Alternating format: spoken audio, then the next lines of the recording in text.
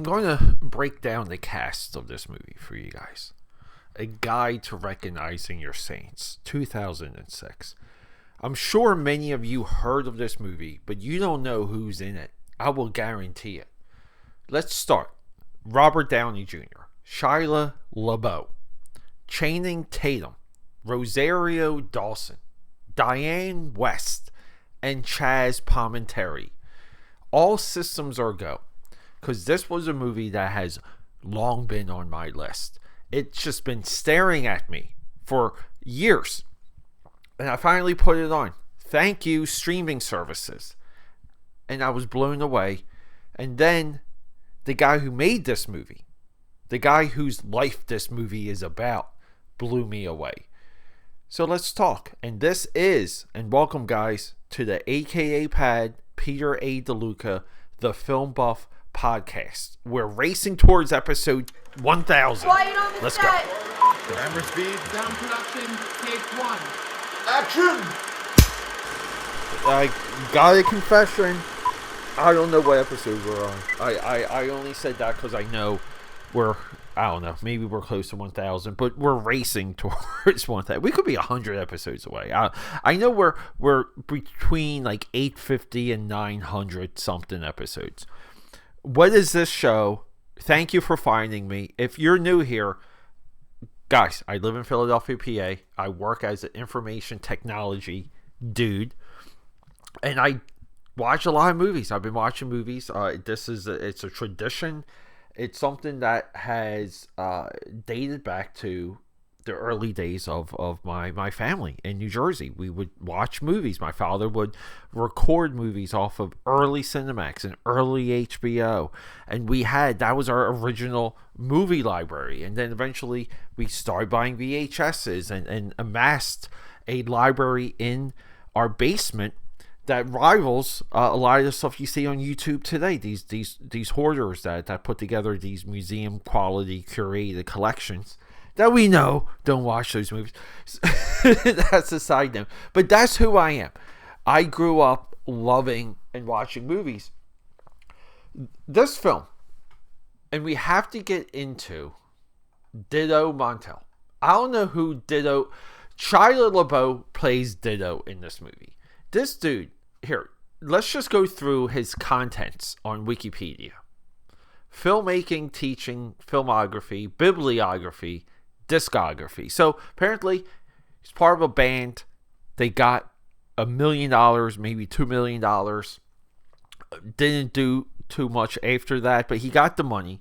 Writes a memoir, which is this, makes the movie, and he goes into filmmaking. Here's the wild thing. Some of his movies, Empire State with The Rock, Robert Evans, Liam Hemsworth, I've seen, based on the true story.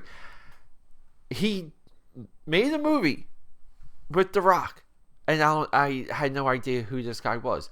The son of no one. Again, going back to Channing Tatum.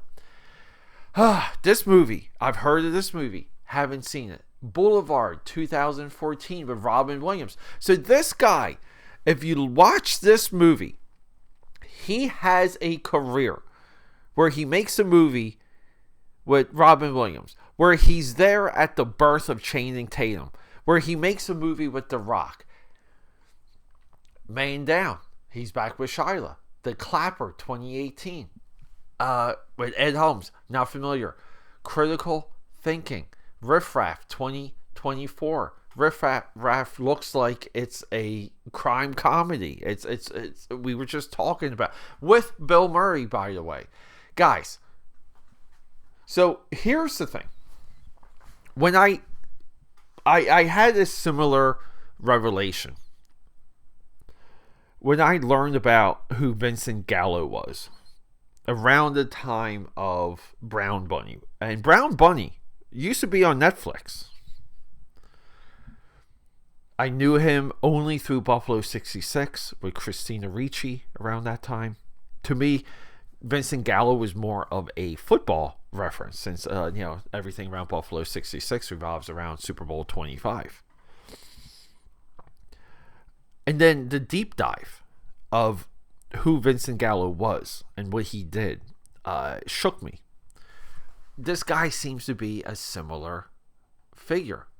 Teaching. Montel serves as an instructor on screenwriting for UCLA Extension Program. Bibliography. A Guide to Recognizing Your Saints, 2003. Kitty Crumble is the Clapper, 2007. The Story of Milk, 2012. Discography. Dido Montel, 2006. So what is this movie, right? This movie is... It kind of reminds me of Do the Right Thing from Kids.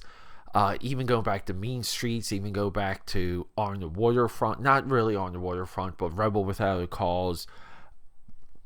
I don't know why I said On the Waterfront.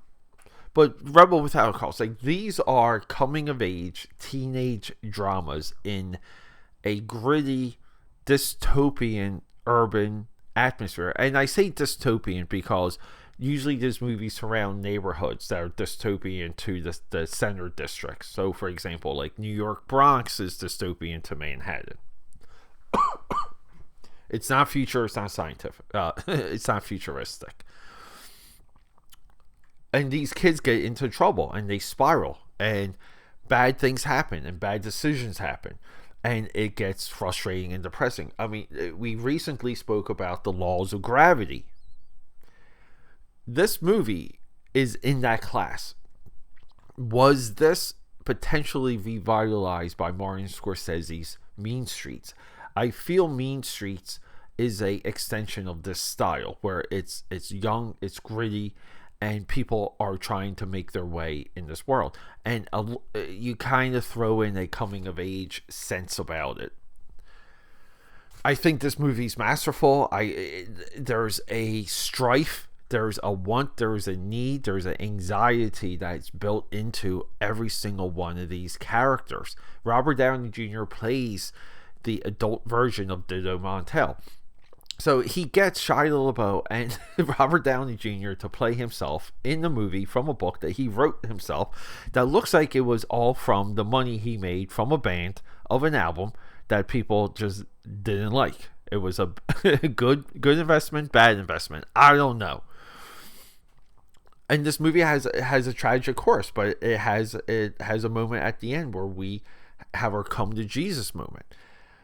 The performances, the one that stands out, there's one scene where Robert Downey Jr. talks to Rosario Dawson. Rosario Dawson plays the future version of his babe that he left behind when he went to California. So he leaves for like 15 years and he comes back and she's still on the same neighborhood, same corner, looking out the same window, but now she has a kid. And they have this conversation that you wish you would have with people that you feel you left behind. As my years have passed,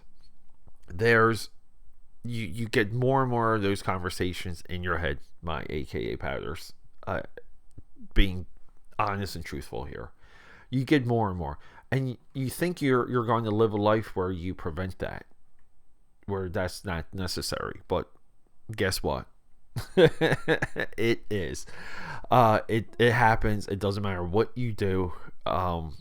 It's just one of those things, and it's good to see it here. I think it's good to see that he recognizes that even within his own life.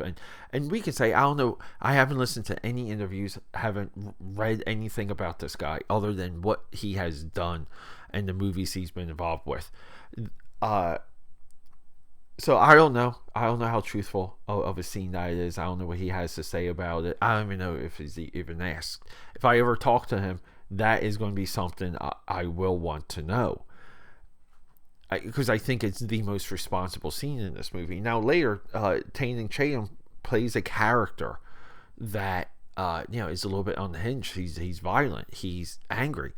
I grew up with a kid just like Channing Tatum, and the kid disappeared. Here, that's the wild thing. We can't find him, and we look, and a little bit. Some of the friends from high school that I still talk to, we look, we can't find them, and we do searches, and some of us have, we have some ability to do things as of what we're able to search, and it's just amazing how people just disappear. But you don't want them to end up, but he essentially ends up in jail and hasn't seen his friend for 15 years. So we have that moment at the end.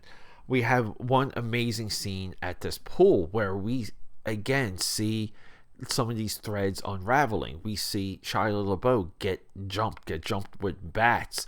And again, this movie, the story and what's happened with these characters' lives leading up to this moment where Tatum takes it a little bit too far. We see the threads unraveling, and we've seen this movie before. We know what's about to happen, and we can't look away, and our hearts start beating. That is filmmaking. AKAPADers, do yourself a favor. Watch this movie, and then if you want to put it with other films, because I love doing that, put it with Kids, that also has Rosario Dawson, and put it with The Laws of Gravity. Put those 3 movies together, and you get this a sketch of a genre that's yet to be defined on this podcast. I love you guys. Rock and roll. Keep watching those movies. Okay, that's a wrap.